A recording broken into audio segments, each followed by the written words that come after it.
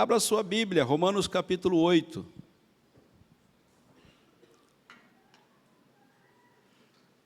Romanos 8, começando com o verso 28.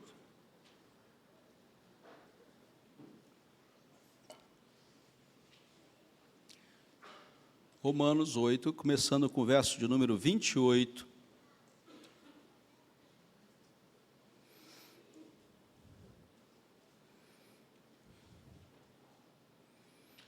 Até o verso de número 32, Romanos 8, verso 28, até o verso de número 32.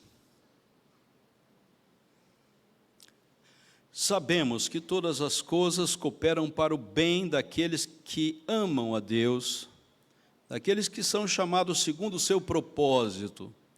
Portanto, aos que de antemão conheceu, também os predestinou, para serem conformes à imagem do seu Filho, a fim de que ele seja o primogênito entre muitos irmãos. E aos que predestinou, a estes também chamou, e aos que chamou, a estes também justificou, e aos que justificou, a estes também glorificou. Que diremos, pois, à vista destas coisas? Se Deus é por nós, quem será contra nós? Aquele que não poupou o seu próprio Filho, antes por todos nós o entregou, porventura não nos dará graciosamente com ele todas as coisas?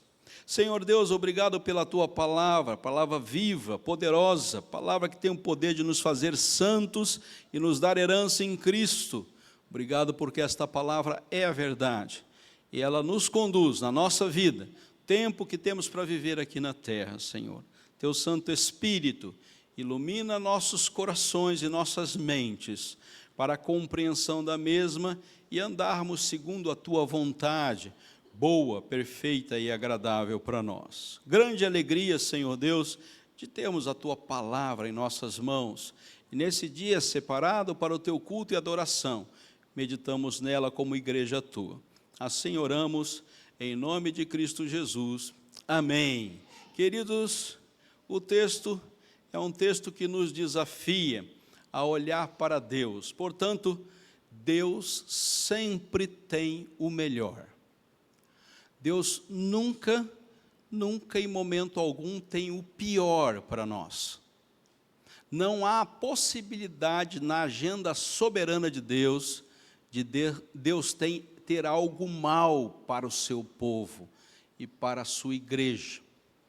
Essa possibilidade não é dada ao Senhor, nosso Deus, se expressar em direção a nós. Deus sempre tem o melhor para os seus. É uma máxima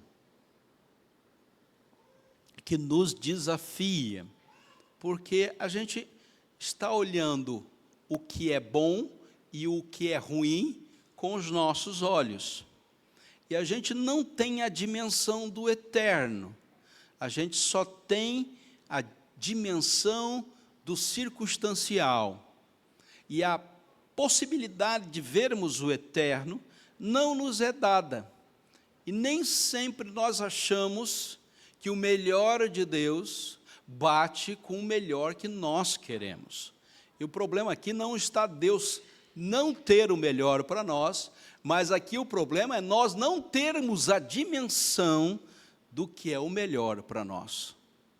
E aí começamos a labutar em nossos pensamentos. Mas diz Isaías 55 que os nossos pensamentos não são os pensamentos de Deus.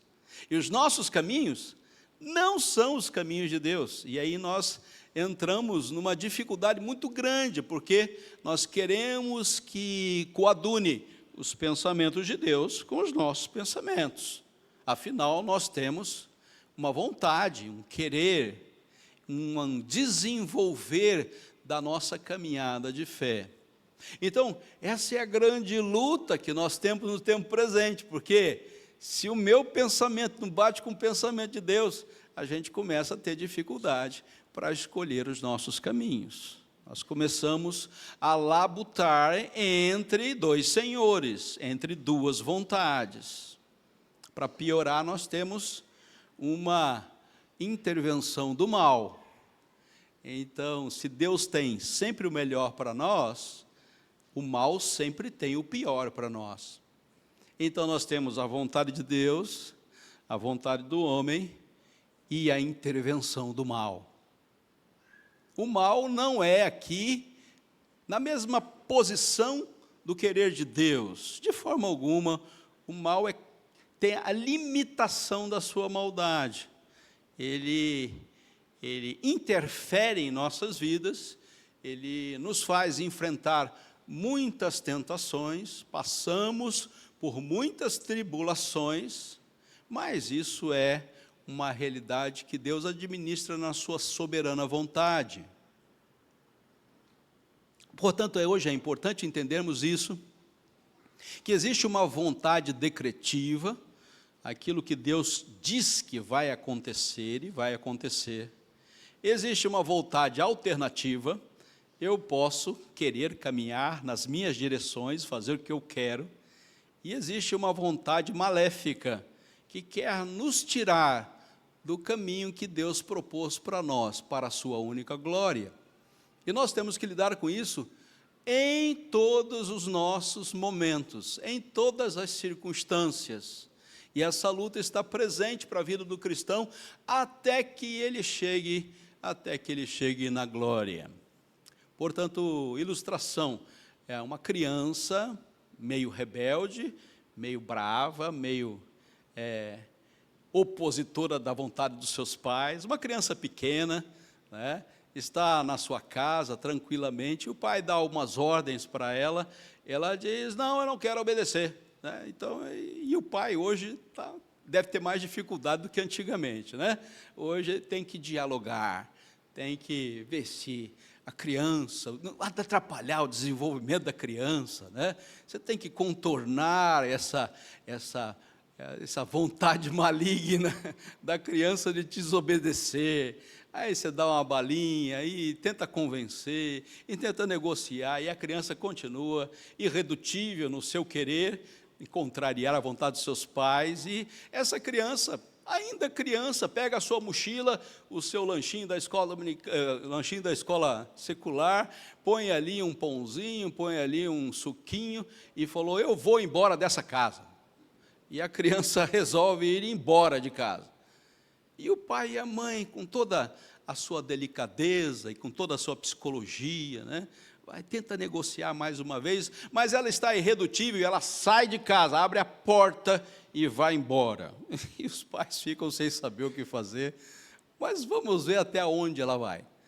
Então, ela, na sua grandeza e da sua vontade, que está operosa, e contrariando a vontade dos seus pais, se rebelou contra eles, e saiu rua fora, e ela continuou na sua caminhada, olhou para um lado, olhou para o outro, deu uma volta no quarteirão e voltou para casa. Eu já cansei de fugir, estou voltando para casa, né?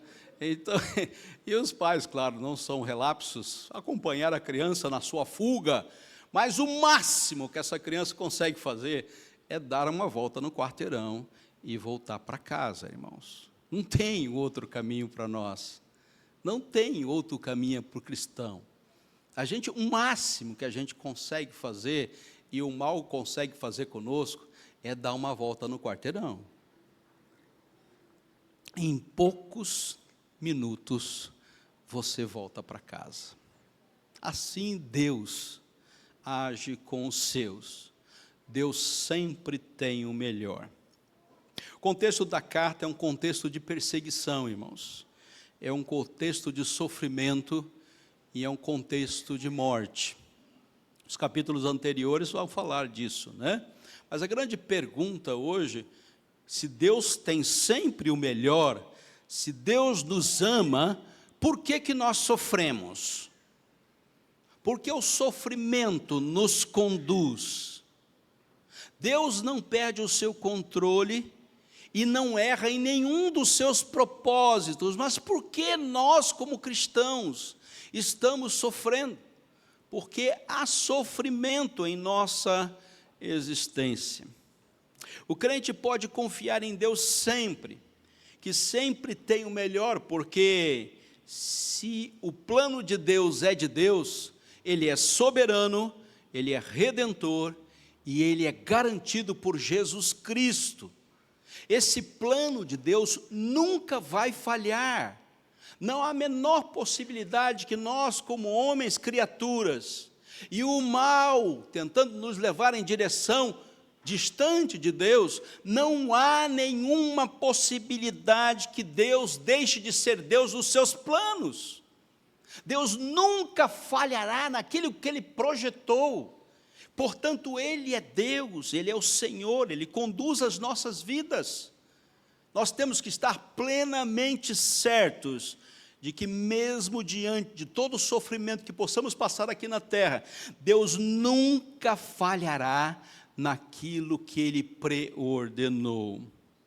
Sabemos todas as coisas cooperam para o bem daqueles que são chamados segundo o seu propósito. Sabemos, a sabedoria não é nossa, a sabedoria é de Deus.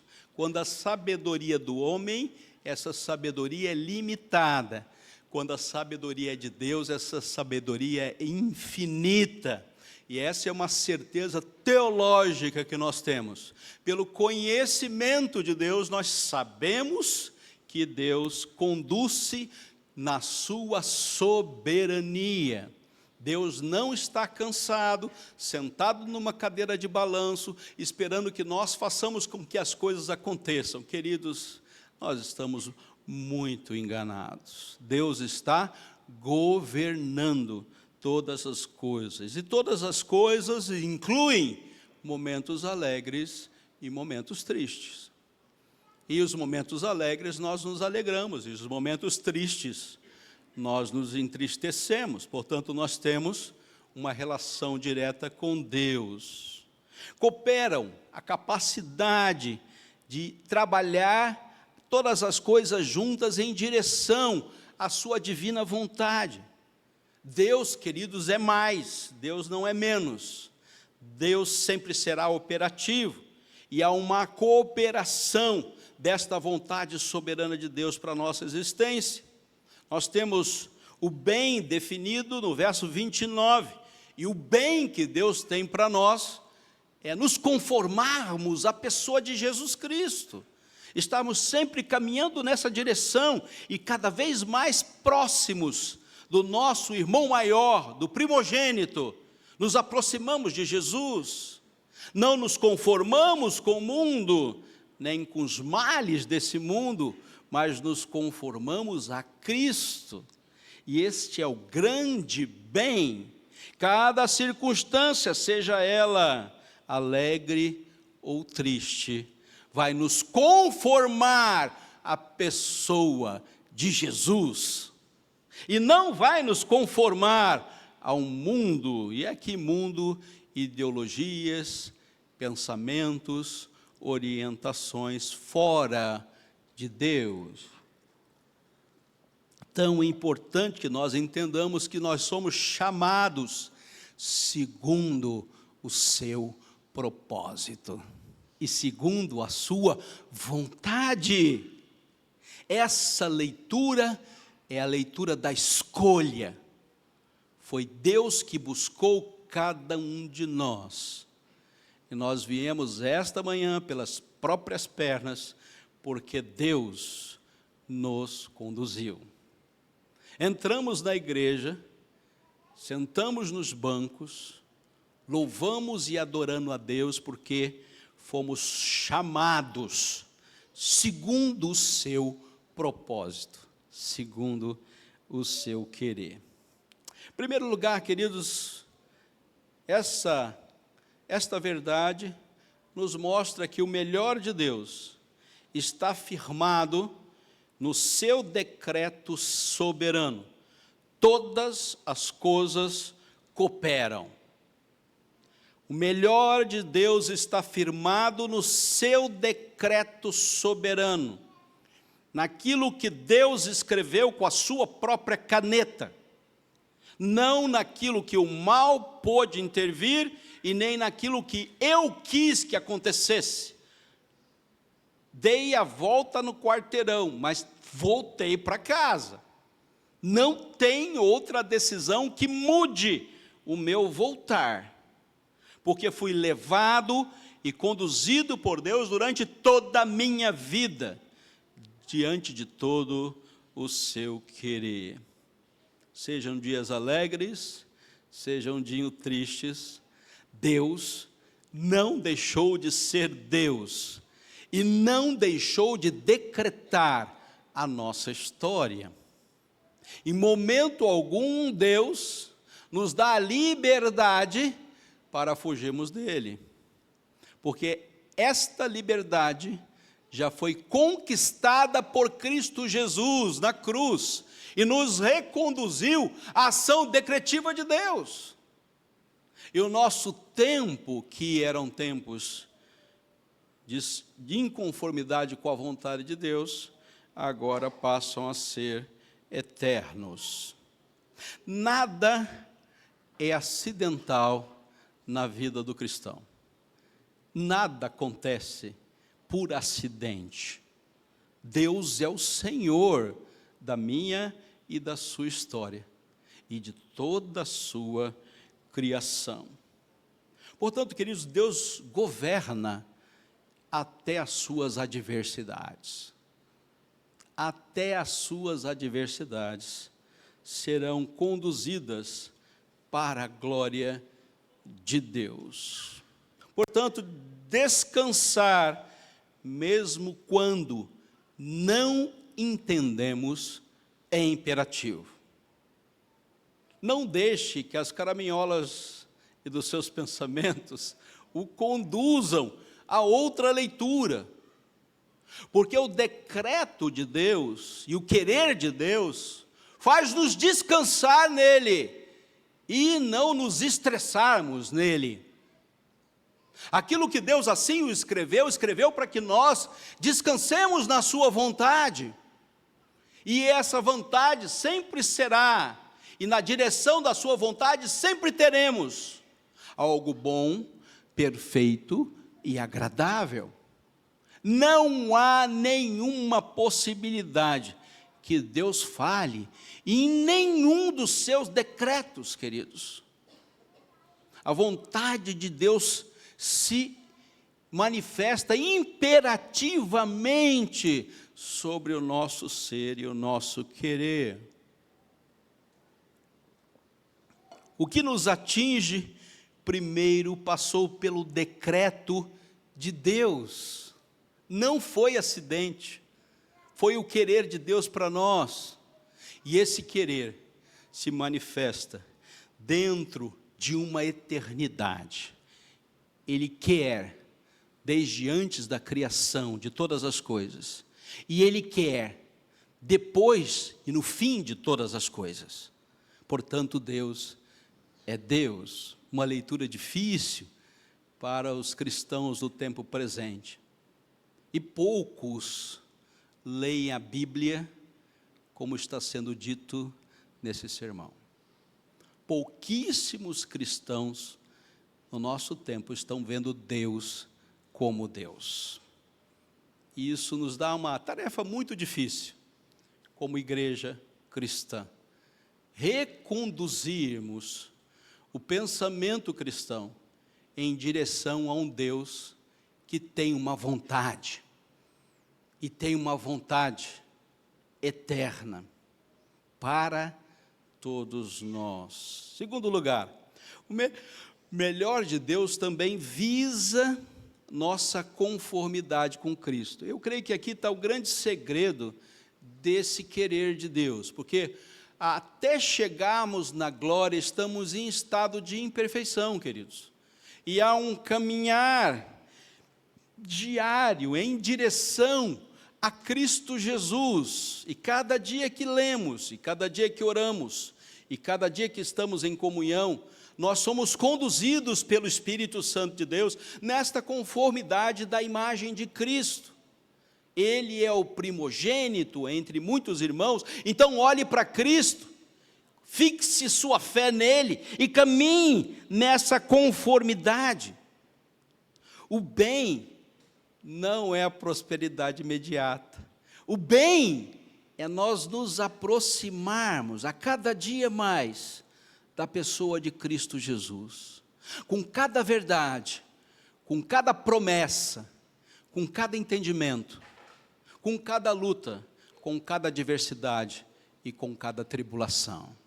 Nós vamos nos conformando à imagem de Cristo Jesus. Isto é ser santo, é andar num processo de santificação, cada vez mais sendo conduzido por Deus no seu Espírito. E esse processo é contínuo, e ele só termina quando chegarmos na glória. E consegui dar um passo para frente, pastor, mas dei 2 passos para trás. E aí, então, queridos, vamos tentar andar para frente de novo. Consegui dar 3 passos para frente hoje e foi maravilhoso. Consegui dar mais 3 passos para frente, mas dei mais 2 passos para trás. E essa caminhada de conformidade aqui nesse templo mostra a nossa imperfeição e mostra como o mal interfere nessa caminhada em direção a Cristo Jesus. Esse é um caminho, e esse caminho é de santificação, é da ação do próprio Deus nos conduzindo em nossa caminhada. Portanto, queridos, o sofrimento é um instrumento pedagógico para você. Quando você passar por ele, você deve perceber que você está tomando a sua cruz, está seguindo a Cristo. E a palavra aqui é cruz, a palavra aqui é morte. E a cada momento há uma ação pedagógica da presença do Espírito Santo, conduzindo você a uma vida na presença de Deus, cada vez mais próximo dEle, vivendo em intensidade, pois não sou mais eu quem vivo, mas Cristo Jesus que vive em mim. Você morreu, meu querido, e Cristo Jesus viveu. Portanto, há uma ação conformativa de Deus para que você cada dia mais mostre Cristo Jesus através da sua vida. Essa caminhada é indispensável para nós, a ação da providência de Deus. Cada dia Deus vai te acompanhando. Papai e mamãe não deixaram aquela criança dar a volta no quarteirão sozinhos. Vamos ver até onde ele vai. E foram atrás. E viram que ele fez a primeira curva. E viram que ele parou, quis voltar. Mas andou um pouquinho mais e fez a segunda curva. E quando ele tentou atravessar a rua, eles viram que era um grande perigo, então alguém o ajudou, ele continuou na sua caminhada, fez a terceira curva e voltou para casa.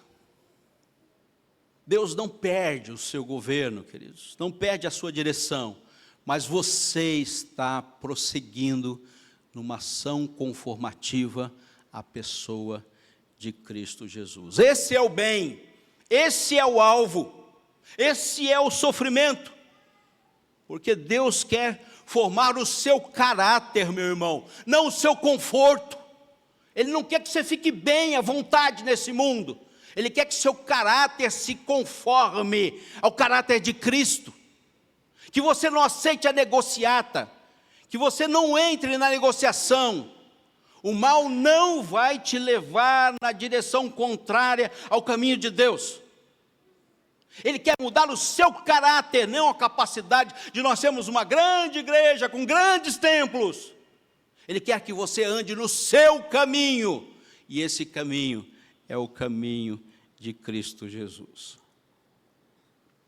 Terceiro e último lugar, queridos, o melhor de Deus está garantido porque a obra não é nossa, a obra é de Cristo. A obra não é nossa.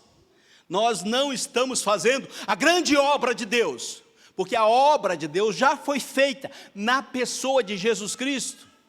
Aquilo que tinha que acontecer para a nossa salvação já foi feito na pessoa de Cristo. Aquilo que foi feito para a nossa conformação já foi feito na pessoa de Cristo. E o Cristo é o centro da história, não é você, meu irmão. Quem determina o centro da história é Deus, não somos nós. se Deus deu o seu Filho, dará tudo o que for necessário para que eu e você nos conformemos a Ele. A cruz prova, queridos, o amor e a fidelidade divina àqueles que são seus. A cruz é a prova do amor de Deus por cada um de nós, nos buscando para a salvação. A cruz de Deus transforma qualquer dor em glória, não importa qual, é para glorificar a Deus, por lá passarei. Termino, queridos, não interprete Deus pelas circunstâncias. Deus não está limitado às coisas boas e às coisas ruins que acontecem com você. Deus é muito, muito maior que isso. Deus tem um poder de decretar a nossa história. Confie mais no caráter de Deus do que nos seus sentimentos. Talvez aqui haja um grande problema. Você não é o centro. Centro é Jesus. Você não é o modelo é Jesus. Você não é o brilho de Deus no mundo, o brilho é de Jesus. Então cuidado, queridos, para você não pensar que o seu sentir é o centro da história, porque não é.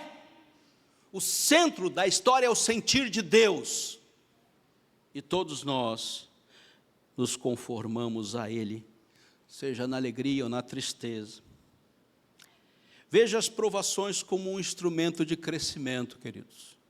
Tudo o que acontecer é para o bem da sua vida. Lembre-se diariamente da cruz. Queridos, a igreja que não passa pela cruz não é a igreja do Senhor Jesus. A igreja que passa pela conformidade com o mundo, ela não está no caminho da palavra. É só um belo discurso, com belas programações. Espere na glória futura, meu querido. A glória futura, com certeza, é o grande momento da nossa existência. Sabe por quê? Porque ela é eterna. Deus é soberano, Deus governa. Deus é sábio, Ele dirige. Deus é Pai, Ele ama.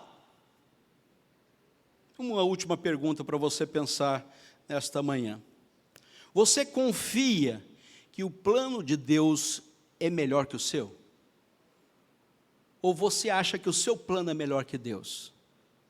Você acha que o plano de Deus precisa ser melhorado por você? Pois bem, você está muito, muito enganado. Porque o melhor de Deus é eterno, é redentor, e Ele é seguro em Jesus Cristo. Ele não falha jamais. E por mais que você se debate na sua vontade, o máximo que você vai conseguir é dar a volta no quarteirão. Que Deus abençoe a sua palavra, guarde no seu coração. Poucos estão pregando nessa direção. Amém.